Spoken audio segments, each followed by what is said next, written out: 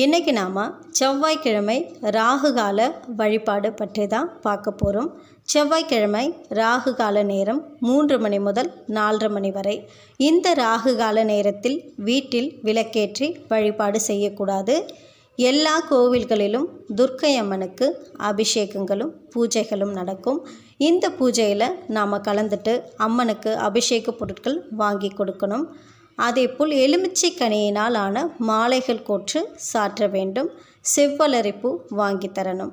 எலுமிச்சை கனியில் தீபம் ஏற்ற வேண்டும். நெய் விட்டு எலுமிச்சை தீபம் ஏற்ற வேண்டும்.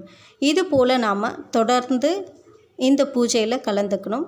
அம்மனுடைய பாடல்கள் உங்களுக்கு என்ன பாடல் தெரியுதோ அந்த ராகு கால நேரத்தில் நாம் அந்த பாடல்களை படிக்கணும். இதுபோல் நீங்கள் தொடர்ந்து செய்து வந்தால் உங்களுக்கு மனதில் இருக்கும் பதற்றம், பயம் எல்லாம் நீங்கி அனைத்து சுப காரியங்களும் நடக்கும்.